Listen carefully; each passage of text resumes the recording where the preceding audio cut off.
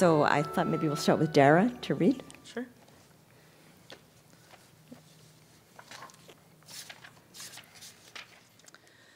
Either everything matters, or everything is an outrageous waste of time. That's what she would have said if anyone had asked her. But no one asks crazy old ladies for their opinions. If her father had described it, it was his job to write, or at least to copy. He might have written, "These are the generations of Rachel, keeper of vows, who bargained with God and lived." If her son had written it, her first son, the wise one, the reason for everything that followed, he would have put it differently. If all the heavens were parchment and all the seas ink, such would not suffice to record the days of Rachel, whose years are no more than an eye blink of the master of the world.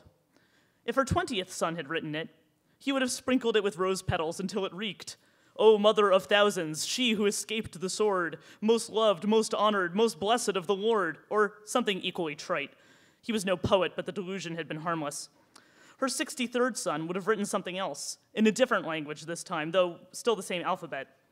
If you like, dear reader, I'll tell you a story you'll never forget for as long as you live, about how my mother once made a promise she forever regretted. Just don't tell anyone that I told you. The day's meeting had been awkward. Just getting into the office above the store had meant crossing through a line of 7 people holding signs. The signs said, "Boycott Zakai gemstones," and "Divest from Zionist occupiers." It was odd, she thought. She wasn't Israeli, at least not the way these people thought. Or rather, she was Israeli in exactly the way these people thought. In either case, it made no sense. Her grandchildren upstairs had an explanation, though not a good one. "They've got the wrong store," one announced. "They think we're the Bukharian guy." No one named the Bukharian guy. It was company policy never to name the Bukharian guy. If they think we're the Bukharian guy, they'll be pretty disappointed when all we have to divest is 85 cents, another one added. Rachel rolled her eyes, a gesture she had picked up along with English years ago, and everyone laughed. As the meeting proceeded, she looked around the table at them, her children, her grandchildren, familiar faces, repeating faces. She had done well, she thought, in this version.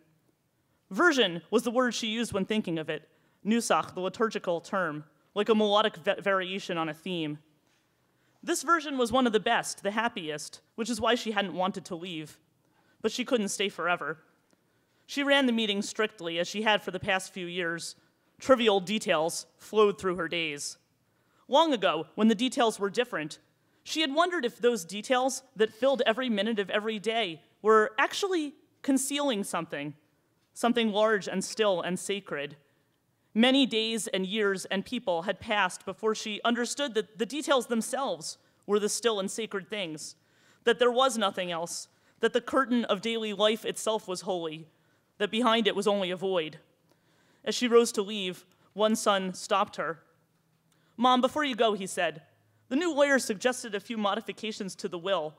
Nothing major, but he noticed that nothing's been signed." She paused and spoke. "I'm not signing." "Mom, you're 84 years old. I'll be 62 next week," her oldest son said. Her oldest son, she thought, and smirked. "We all know you're well now. Honestly, I wish I felt half as good as you do. And none of us want to say this to you, but no one lives forever." The youngest granddaughter had been fiddling with her phone under the table, but now she looked up. Haven't you noticed?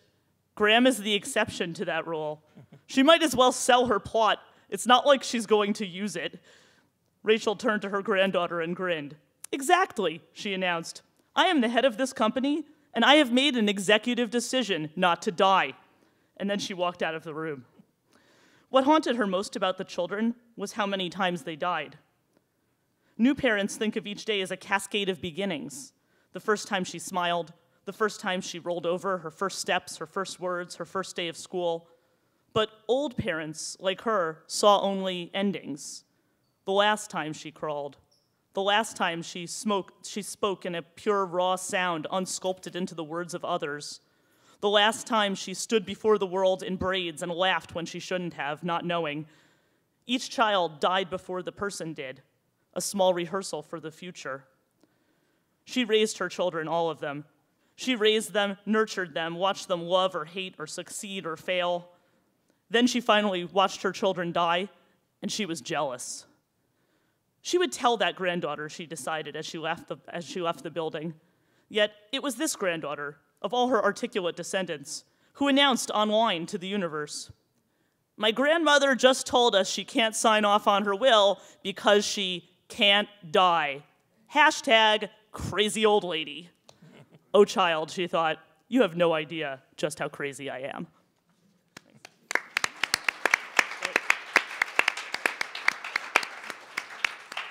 Ruby, Okay. please. I will. My accent is not as good as hers. You'll have to forgive me. One clear morning, on the 6th day of the Hebrew month of Elul, the year 5760, counting from the creation of the world, which happened to fall on Wednesday, September 6th, 2000, the gates of heaven were opened above the great city of New York, and behold, all 7 celestial spheres were revealed right above the West 4th Street subway station, layered one on top of another like the rungs of a ladder reaching skyward from the earth. Errant souls flitted there like shadows, one alone, bright to the point of transparency, the figure of an ancient priest, his head wrapped in a linen turban and a golden firepan in his hand. No human eye beheld this, nor did anyone grasp the enormity of the moment, a time of grace in which not a prayer would have gone unanswered. No one but an old homeless man who lay on the bench, filthy and bloated with hunger, shrouded in his tatters, wishing himself dead. He passed instantly, without pain. A blissful smile lingered on his face, the smile of a reprobate, his penance completed, granted eternal rest. At that exact hour, not far away, in a trendy cafe in the lobby of the Levitt building, which looked out onto Washington Square Park, Andrew P. Cohen, professor of comparative culture at New York University, sat preparing the open lecture of his course, The Critique of Culture, or The Culture of Critique, an introduction to comparative thought. It was required for students majoring in comparative culture, and Cohen taught it every fall. Ignore that. Cohen specialized in elegantly naming his courses, which attracted students from every department and were always fully enrolled. It was more than just their names, though. His courses were well conceived and well-rounded. For all their incisiveness, their main strength lay in the aesthetic harmony of their superbly formulated interpretative models, which were easy to understand and absorb. In general, elegant was the adjective most commonly applied to anything bearing the imprint of Professor Andrew P. Cohen. The entirety of him merited it. His dress and appearance, his speech and body language, his ideas and their expression, all had a refined aristocratic finish that splendidly gilded everything he touched. Although many attributed this special feeling to Cohen's charisma, they were aware of the cheap inadequacy of this term. Charisma he had, for sure, yet there was something else too, something elusive. A student of his, Angela Moranti, a bright young filmmaker who specialized in advanced visual technologies, once articulated it. He has an aura. This remark was made in the cafeteria following Cohen's weekly research seminar. Cohen hadn't led the discussion that week. He sat alongside his students, listening to a guest lecturer from gender studies who spoke about the covert sexual biases in the supposedly gender-neutral world of virtual reality. You see, Angela explained to the bespectacled doctoral student who had accompanied her through this emergency exit so that she could smoke a forbidden cigarette. It's not the aura her fingers sketch ironic quotation marks in the air that the phony New Age mystics talk about. It's more like Hollywood or TV. You see it in celebrities, especially if they're in a private setting, away from the spotlight, at a party or at some restaurant. They have this halo, as if they hadn't removed their makeup and the lights were still on them. They're shiny. Their skin actually glows. Come on, let's go back. She threw the burning cigarette butt on the floor and strode inside, the doctoral student on her heels. They don't look real, that's the thing. They are unreal. They're like wax models of themselves, perfectly executed and lit. I suppose it's an accomplishment of a sort to turn yourself into an icon and become a symbol of who you are, or rather, of what you are. You know what I mean, right? The doctoral student, who was slightly in love with Angela, just as she was slightly in love with Cohen, nodded eagerly, despite the fact that she was not at all sure that she did, in fact, know. Thank you.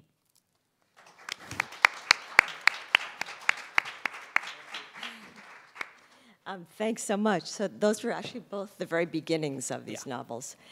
I thought maybe before we get to the high priests and fire, maybe you could each just step back a second and tell us a bit more about the main character and their predicament they find themselves in.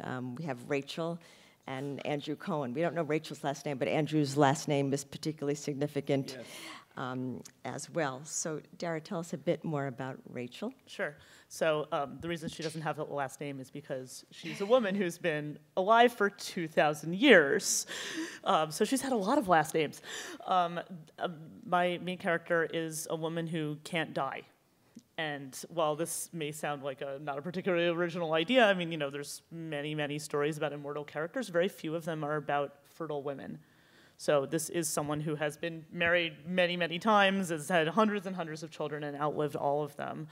But the point where it really, where our books, I think, really intersect is that the way that she ends up in this predicament is because of a vow that she makes in the Second Temple in Jerusalem, and she does this in order to save the life of her child, and of course, then the temple is destroyed, and there's no way for her to get out of this vow, and so she's stuck with this. She's stuck in this never-ending life for 2,000 years, which is more than a little bit of a metaphor for Jewish history. So we can say more, but I want to see where this conversation takes us. Yes. Thanks. Ruby. So my novel is it takes place mostly in New York of the year 2000, but it is time and space are not so clear there. It tells a story of Andrew Cohen, who is like a caricature of the successful New Yorker. He is a very charming, elegant, successful man at the height of his career. He publishes in all the right places. He speaks in all the right places.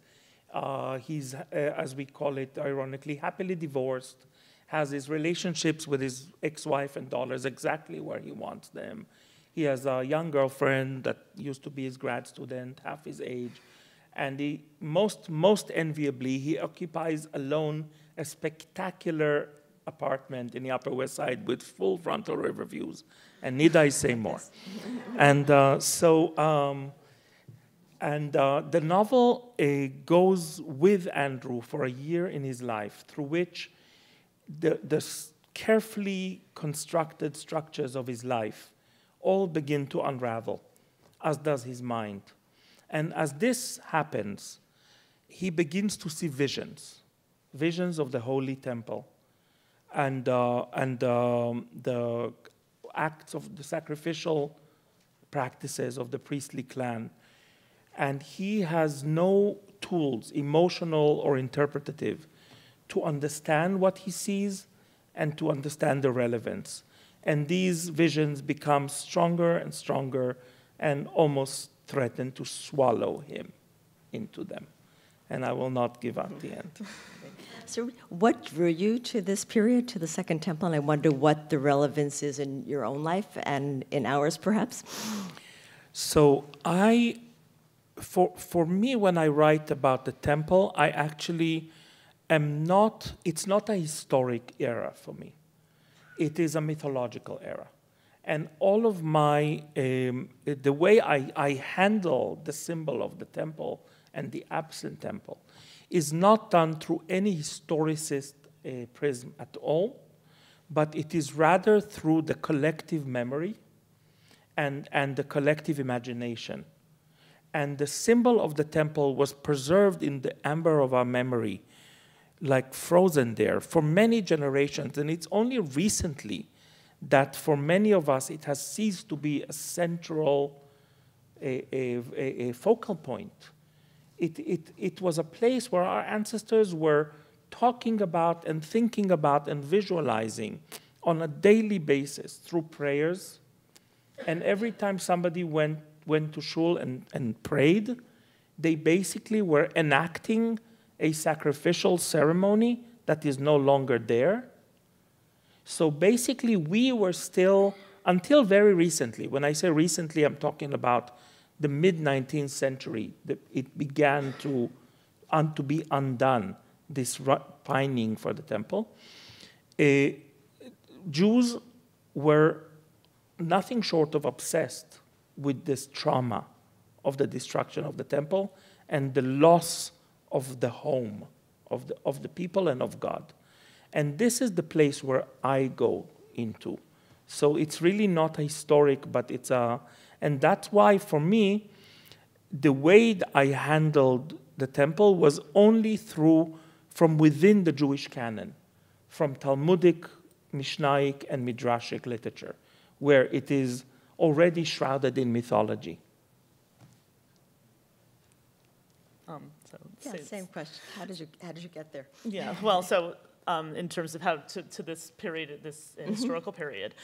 Well, I mean, I think that I first started thinking about this idea of this immortal woman.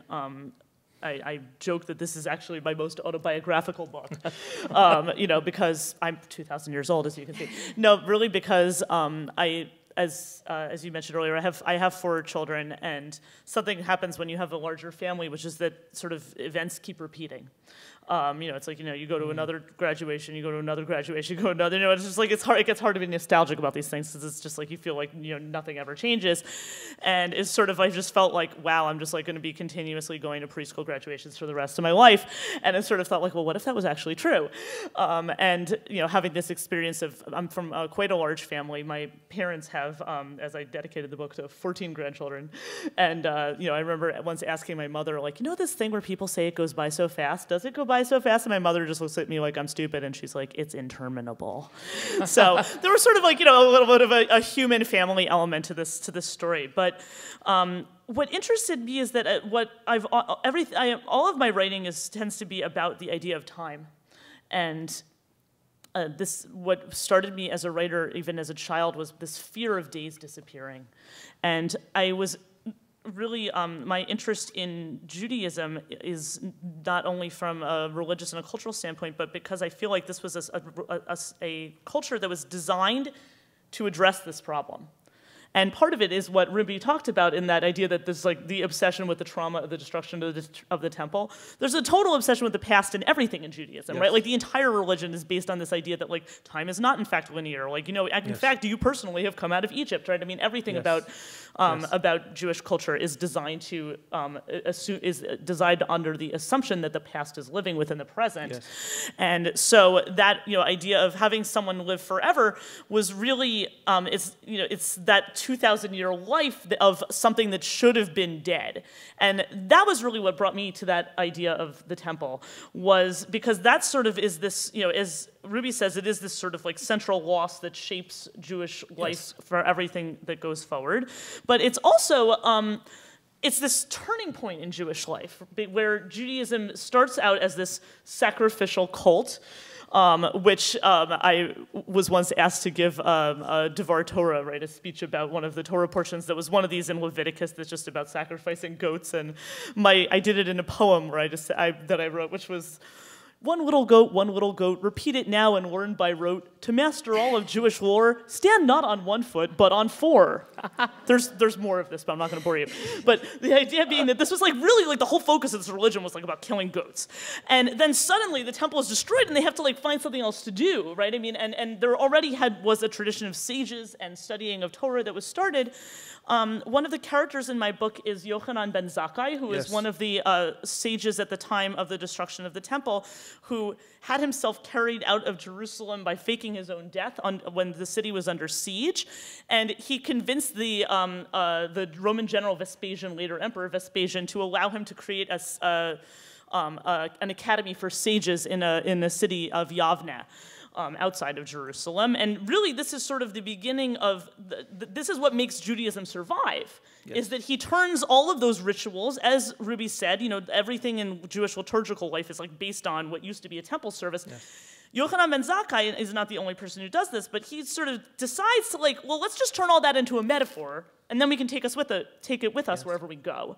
And so what I did in this novel was I basically turned that transition and that history, and what that meant was suddenly you had this religion that was like, in a sense, it became immortal, right? Because there was nothing to destroy. It was all just ideas that you were passing between generations, and so then you had, and there is, I think, something surreal about the survival of the Jewish people, right? That you don't need to believe in anything supernatural to think that this is extremely strange. That you have thousands of years of this tradition that is evolving, but essentially the same, and that really shouldn't still be here.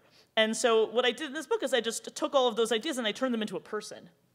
And so that was how I got this idea of going back 2,000 years. Yeah.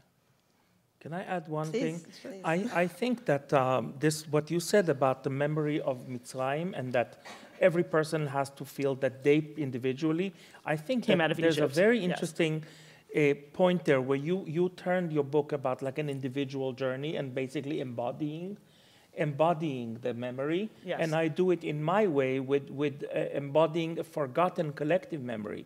But I think the point here is really, as you said, that the memory and the past kind of becomes part of the DNA of the individual. So it's really as if we're carrying it in our cells, in our body really. And the term embodiment is sometimes it's an abstract term, but it's a visceral term.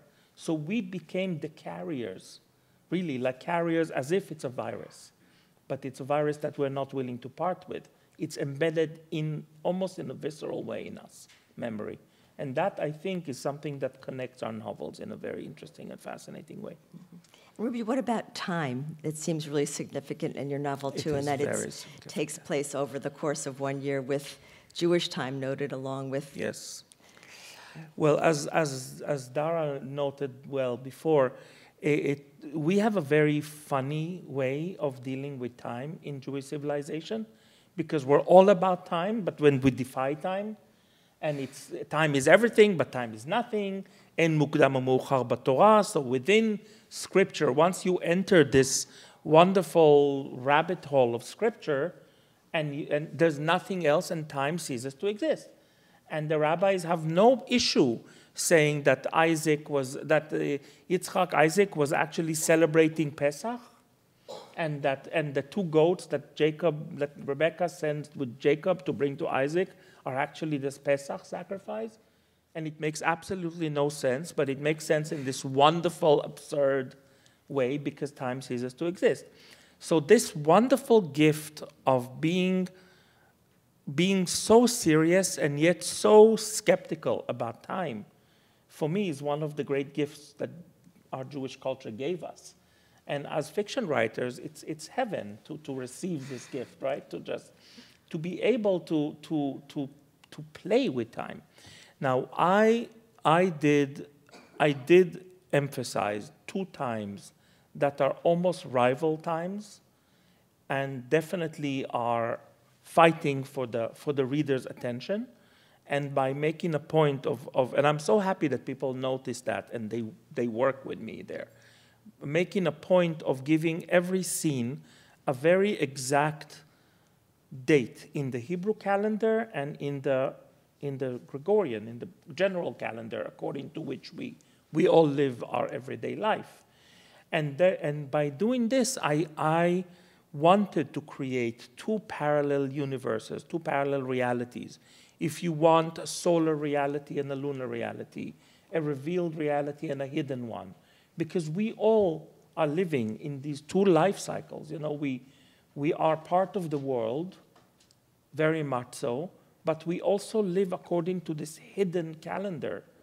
Now, I have a great anecdote for that, because the person who did the wonderful job at HarperCollins, like making sure that all the little glitches, and he wrote back and he says, we have a few problems with the dates, because sometimes the dates match and sometimes they don't. And I said, can they please look at the time of the day in which this happens? Because much to our bafflement, the Jewish day begins at sunset, while the general day begins at midnight. So if a scene happens after sunset, now, of course, I had to sit and see exactly when sunset was in every one of these days. It was a crazy project. My wife is shaking her head, yes. And certain scenes had to have mismatched dates, because the Jewish day has started, but the Gregorian day not yet. Great. So let's shift a little bit over to language. It's really interesting that, Dara, you know Yiddish and Hebrew, and Ruby, you speak Farsi and Hebrew, and I wonder how these other Jewish languages work their way into your writing, and as well as your deep engagement with Jewish texts. Sure. Well, so I actually started writing my novels. This is already my 5th book, but I started doing this actually out of jealousy of writers who, like Ruby, are able to write in Hebrew and in Yiddish and in other Jewish languages.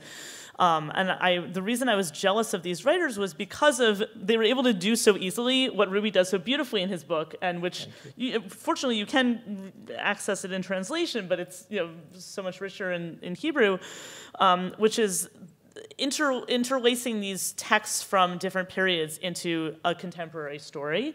Ruby does this in his book really explicitly, where he has passages that are written in a kind of a Mishnaic or Talmudic prose, like using ancient literary forms directly in the book. But even writers who are not consciously engaging in this, and this is true in Yiddish, which is the other language I was studying as well, it's just part of the language. It's, you almost can't help but make these references to the Torah and to these other ancient texts, in the same way that I think every language has an archaeology of belief built into it. Right? I mean, if you're speaking in English and you say to somebody, go the extra mile, you're not thinking, oh, I'm quoting the Gospels. But, I mean, that's what you're doing. And you just aren't, it's not conscious, right? I mean, or, oh, this will happen for better or for worse. You're not like, oh, I'm quoting the Anglican marriage ceremony. But that's what you're doing.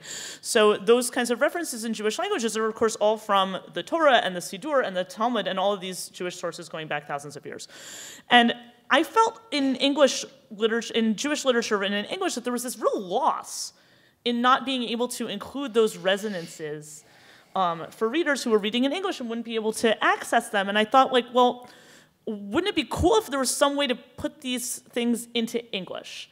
And to write in English as though English were a Jewish language. So, and what I mean by that is not to have a lot of words in italics, but to have story that that includes these references in a way that feels natural to the story, that doesn't sort of stick out like you need to have a footnote, and not every reader would get every single reference, but that the ones that are essential to the plot are going to have somehow be elegantly explained or described in the course of the story. So that's something that I thought about a lot in writing all of my novels. And in this book especially, there are chapters that are, most of the book is contemporary and takes place in contemporary in New York and New Jersey, but there are important scenes that take place in Roman-occupied Jerusalem.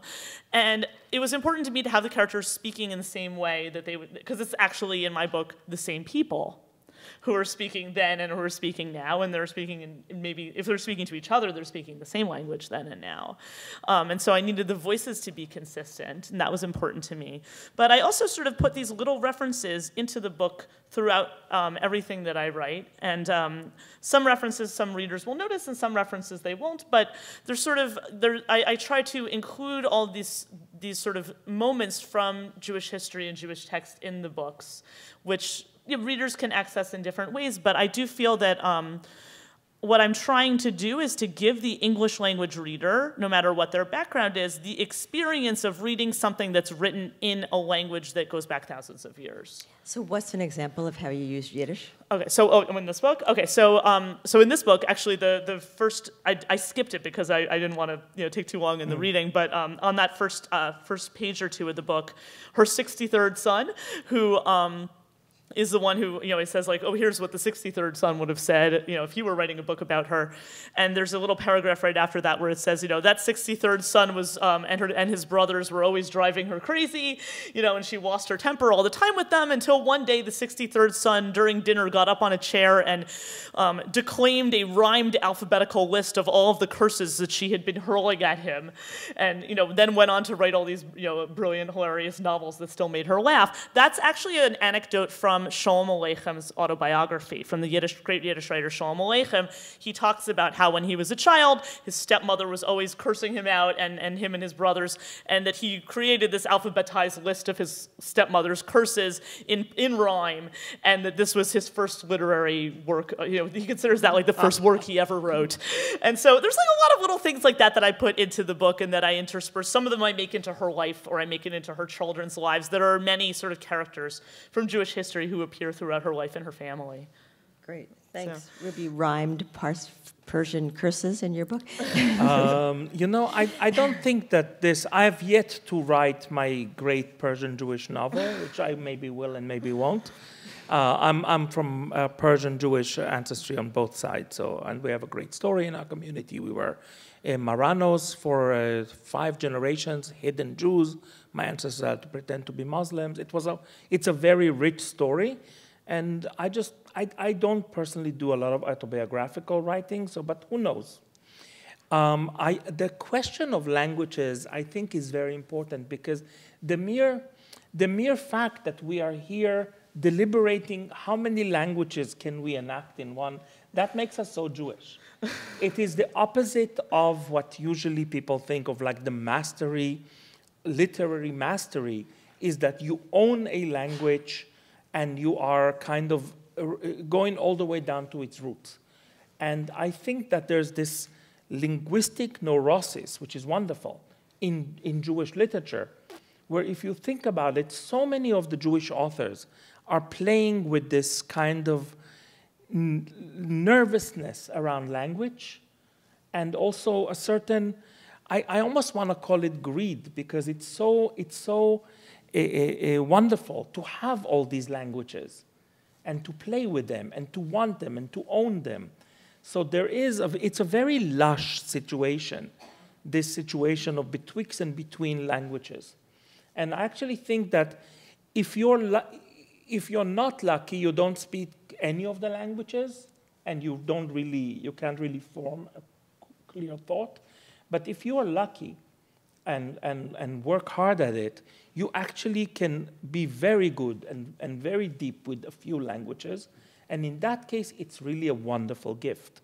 And again, I think very Jewish.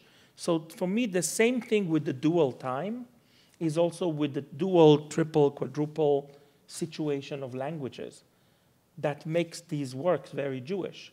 Now, in the case of my novel, as Dara again said so well, the game is also between certain layers of the Hebrew, because biblical Hebrew, Mishnaic Hebrew, Talmudic Aramaic, and modern Hebrew are very different languages. They are related, but they're not the same. So that gives me a place to work and play and create this. Now, how do you translate that into English? Hillel Halkin's brilliant. Look, Hillel Halkin, I keep saying there was probably one person in the world who had big enough in English, big enough in Hebrew, and big enough in ego. I'm his biggest fan. He's amazing. And to take this on, and also to know when to not be tempted, to just grab one more reference, to let go of some of the reference gems because they don't work in English, and that would create this stilted Hebrew book that happens to be written in English that I would love to write, but nobody wants to read. So that is, I actually, one of the things I admire about the translation, that he knew when to let go, which is something that is a master's quality. What about humor? Both books deal with these very weighty subjects, and they're both like really funny.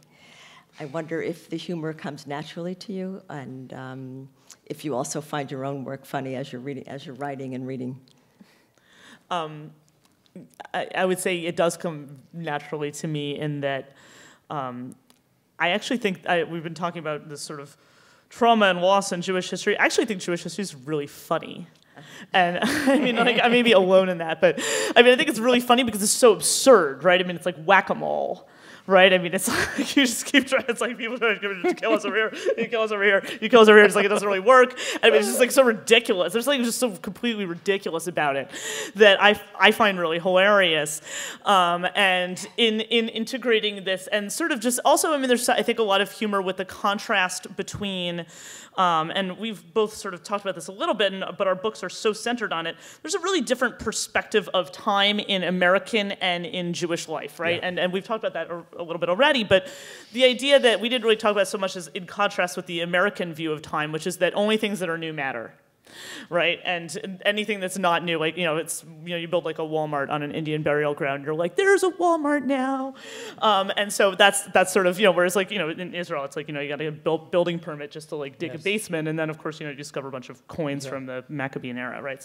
So this is a really different view of time, and also it's everything about like the way we conceive of ourselves as Americans is this idea that we don't have a past, right? Like the whole mythology of the American dream is that it doesn't matter where you come from, and it's what you do with what this country gives you.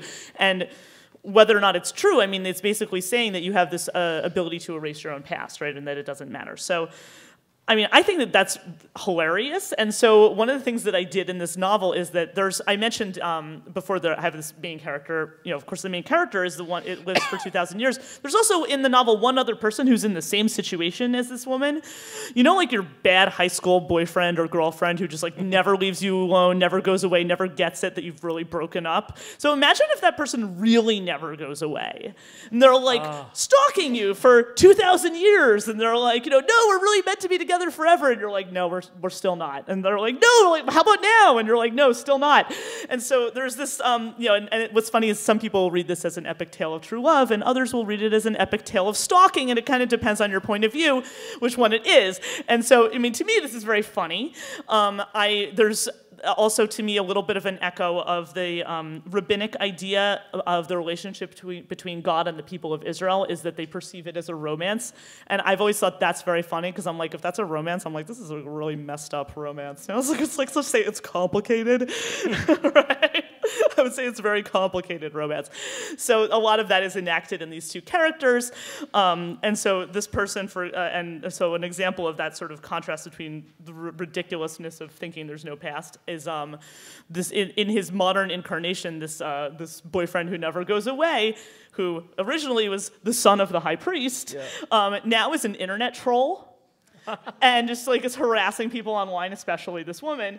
And I mean, and he has like this Twitter feed, right, which is just where he's like is just constantly harassing scientists who are trying to develop life extension technologies, and he just inserts himself into their conversations online. And so you have these things where someone will post something like these Silicon Valley people who want to live forever, like life is your problem is you think it's about winning. Life isn't about winning. Life is about the adventure. I say bring it on. And he's like, yes, bring it on. 17 expulsions, 5 beheadings, 12 of my kids gassed to death. Bring it on.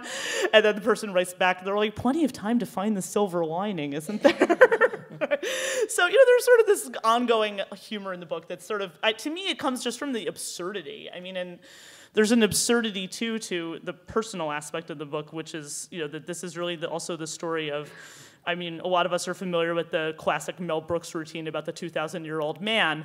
What's even funnier than the 2,000-year-old man is the 2,000-year-old mom, right? I mean, because this is just, someone who really, after 2,000 years, his favorite thing in the world was, the best invention was saran wrap. right? So, I mean, the 2,000-year-old mom really appreciates Saran wrap, but she doesn't have time to talk to you about it. And so there's this kind of futility of being a parent and, you know, having this constant responsibility that never, ever goes away. But there's a lot of humor in that, too, because there's this delusion of control. So my basic tendencies as a writer are tragic, which is funny because those who know me in the everyday life know I'm a kind of a party animal, and I like people. I like life, and I love people, and I laugh. But as a writer, there is a strong tragic. I always find myself writing tragedies. I mean, I love to tell the story about my agent who sat with me trying to understand my next book is about, and like, her face kind of became a little worried, and then she looked at me in this desperate hope, and she said, "Is it funny?" And I said, "No, not funny, sorry." But then... I thought your book was funny. Thank you. And then, much to my own surprise, I found myself also having fun and allowing the humor to come out. And it was really one of the places where I surprised myself, and I'm so happy that it happened, that it didn't become this kind of heavy-handed, tragedy, but that it has a layer of, I think, certain ironic, almost sarcastic, I don't know how to qualify this humor, but that there is a humor, and that there are many scenes in which maybe this self-importance of the protagonist as like becomes a joke unbeknownst to him, and sometimes even he realizes that he's a joke, but he's so trapped in the cliche. So it was actually a very fresh moment for me to understand that I can and am doing humor too. It wasn't part of my self-conception. I look at Dara, and you know that you're also funny. And it's not a funny book. My children are not that amused by me. I see. Well, this is a loss. Right. They make a point of not laughing at our jokes. Yes. Mm-hmm. But about family, you both come from really loving families, and you both seem like you put a lot of creativity into the way you raise your kids as well as into your writing. And I wonder, what's interesting to you in writing about these families that are so less than perfect? You first. Oh, yikes. Well, I mean, all families are less than perfect, right? I mean, there's if the happy families are all like thing, it's just really like you just don't know them well enough, right? But I think that I see that my children are very young, and I don't know what our lives will be like in the future. I don't know what their lives will be like in the future, but I have the same concerns and hesitations as every parent has. And so one thing that I have the ability to do with these books is to kind of turn that into, sort of project that out and see where that takes me. And so at one point when one of my children was driving me up the wall, I kind of projected this into the novel, and I gave her a 56-year-old son who has moved back in with her and lives in her basement. She's 85. I mean, she's 2000, but she's like 80. Sort of like the idea that like it's like, well, what if this problem never resolved itself? Like, what if it never went away? And you sort of and you get to sort of play with those ideas. And the amazing thing about writing these characters in this book is that she has all of these families, right? She has the dysfunctional families, she has the happy families, she has the marriages that work beautifully, the marriages that don't work so beautifully, right? I mean, she has experienced this, this real range of family relationships, and what she sees though also is that, and this is something that I see as a mother of four, which is that. I think parents maybe who have smaller families and might be able to delude themselves into thinking that they have some kind of impact on their child and on how the child turns out. And once you have a few more, you're sort of like, no, that was just a coincidence. You sort of see the limits of your control. And she really, as a person who has hundreds and hundreds of children over the course of thousands of years, sees exactly what those limits are. right? Exactly what she can and can't do for her children. And what she really sees is that there's really nothing more that you can do for them other than to love them. And that's, which in some cases is a very hard thing to do. But that's what you also see in this book is that, right up to that limit of what she can do for them but there is no limit to her love for her children. Ruby, the family you create is quite fractured. Yes, it is, and there's a lot to say about this. First of all, I as a kid, I was a bit envious of kids with dysfunctional families, if you know what I mean, because we were so insultingly normal, and so middle class, and parents who are devoted and annoying, and at home for dinner every time. It was so not, and everybody's in everybody's business, and everybody's devoted until you don't know what to do with yourself. And then there were the kids who had less perfect families, and they're the ones who were sexy and weird, and they're the first people to smoke and have sex, and they were living dangerously, and that they had all these dramas.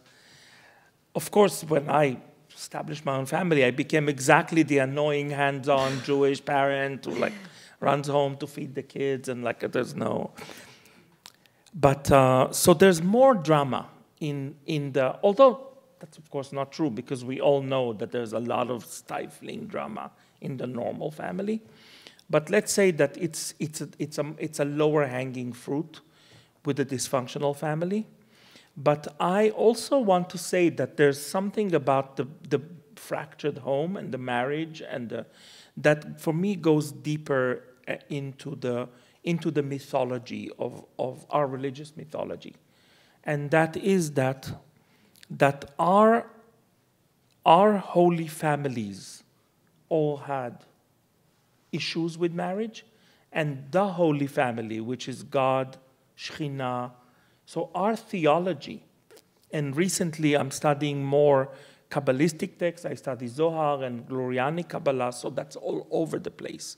So actually, the story of divinity in Jewish mysticism is of a broken marriage. And that goes all the way to the Nevi'im, to the prophets, where one by one, it is not a normal, happy family. It is a story of a broken marriage, with some longing for a past, but a broken present. And so for me, to create this was also a theological statement.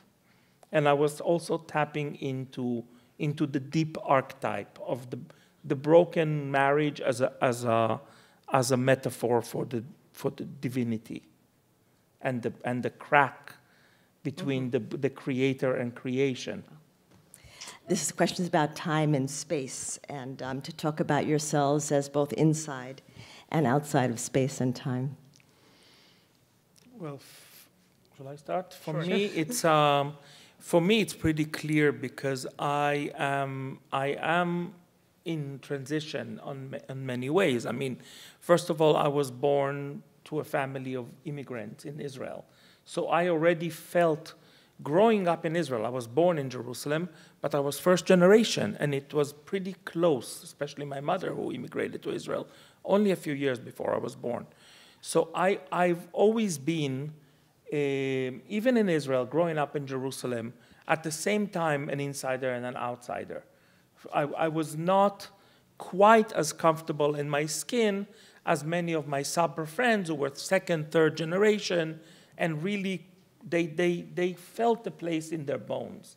So for me, there was always a bit of I didn't really know how to walk on these sidewalks. I mean, I had to make it up as I was walking. And then, of course, 18 years ago, I moved to New York, and that became a second displacement, I must say, a very pleasant and happy one. I mean, if one should be an exiled author, this would be this is the way to do it. But it for sure informs my writing and my experience. I mean, even the fact that I still write fiction in Hebrew, and when I live in New York, is in itself a warp. It's in itself a double existence, and the idea of place, as you pointed out well, for me is really a very complex idea and very complex experience, because I am at the same time here, very much in New York, very much in my life, feeling totally at home here, and at the same time I'm of another place, and I work in another place when I write. So I think that this tension is very present in my work. I feel it enriches it. I'm not looking to normalize this. I learned to embrace this insider-outsider experience and to actually understand that it's a source of strength and even happiness for me.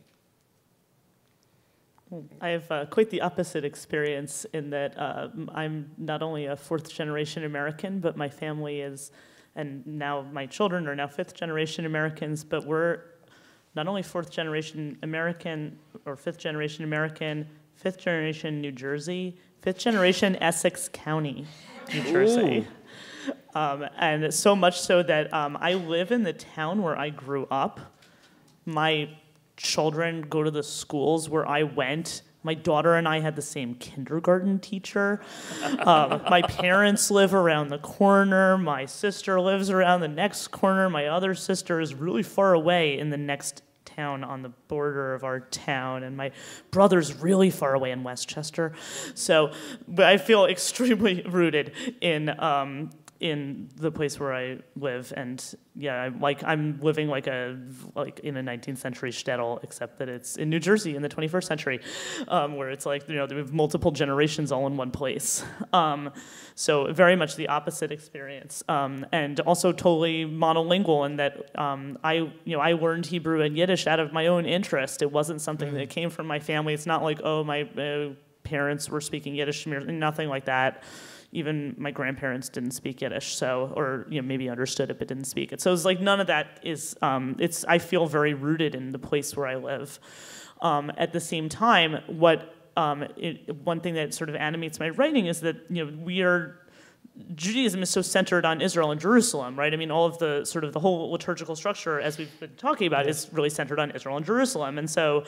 That is also a place that I feel I know really well and where I feel very much at home, not only from visiting there many, many times in my life, but also from the languages and being at home in those texts.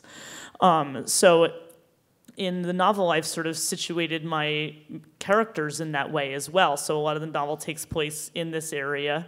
I have, there's a nature reservation that's in my town where I walk every morning, and I have some scenes that take place in that nature reservation, and there's some things that are very locally rooted there. But the key scenes of the book take place in Jerusalem, and what's interesting to me is that you made a distinction in your question between space and time, but in a sense, in a place like Jerusalem, there isn't really a distinction between space and time because you go down underground and you're going back in time, right? So some of the key scenes in this novel take place in Hezekiah's tunnel, which is this water tunnel that was carved 3,000 years ago to protect the city's water supply from a siege. And this is a place you can go now as a tourist, and you go underground and you're in this place which is from 3,000 years ago. So in a sense, I think that we're mistaken if we think that place and time are really separate, because certainly, and I think it's true in everywhere, but it's especially, it's really visible in a place like Jerusalem. Yeah. Okay. So one last question. These are such deeply Jewish books, both of them. And I wonder how you feel about being labeled Jewish writers. I know it's a question that often people are not, labeled people aren't always so comfortable with. What do you think? Dara? Well, I know you and I have spoken about this before, but I find that with each of my books, I'm put in this situation where I'm invited to participate in a panel with other writers, and I don't think that's going to happen today, but usually all the other people on the panel are like, no, I'm not a Jewish writer, and I'm thinking, like, why are we all sitting here in a Jewish museum? Right? And it's like, you could debate what makes somebody a Jewish writer, but what I've learned over the 15 years of writing these books is that what makes somebody a Jewish writer in America today is their likelihood of being asked to participate on a panel during which they're going to be asked this question, do you consider yourself a Jewish writer? So, Ruby and I totally qualify. Yes. I think to me, what's significant, I think people, don't like being labeled because they don't want to feel like they're only can do one thing in their work or something like that.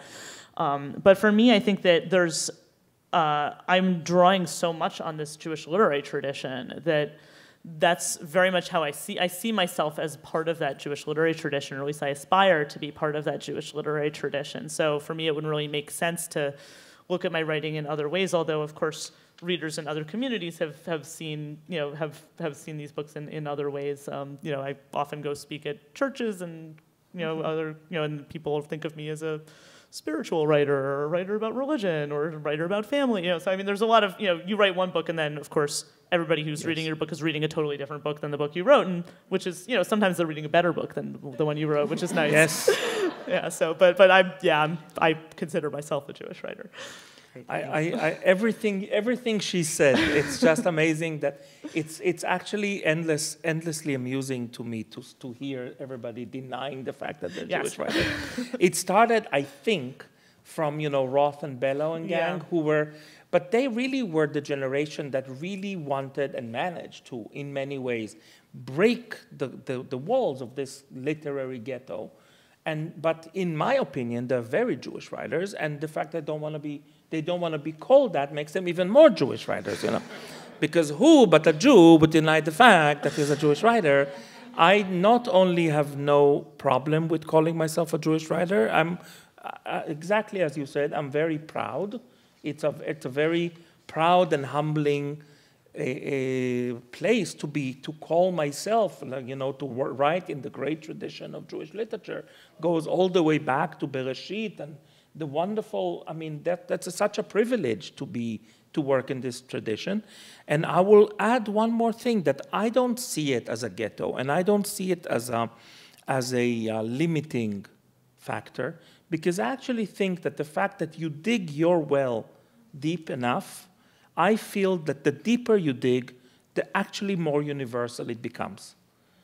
I mean, I feel that actually when you dare to go deep into your own roots, you meet down deep there the roots of other people. And people connect to your work in ways that are amazing. And I learned it from some of the Anglo and American Indian writers who did this. And I could see that they are so Indian or Indian American or Indian Anglo-Indian. At the same time, I feel like I know them. I feel like I understand. They managed to touch my roots, and that was a great inspiration for me to just dare to do that. Great. Thank you. Thank you so much. Thank you.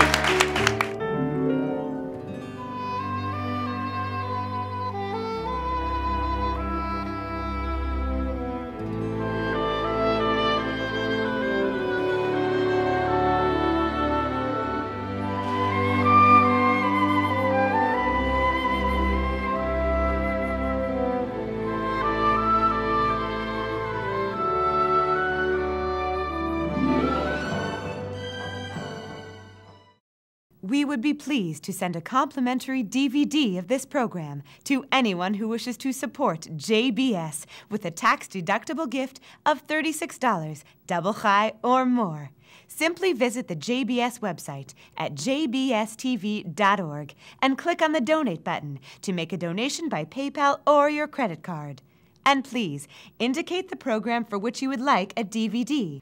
Or you can send your tax-deductible check to JBS, P.O. Box 180, Riverdale Station, Bronx, New York, 10471. And again, please remember to indicate which program you would like to receive with our compliments. And we thank you for your kind support.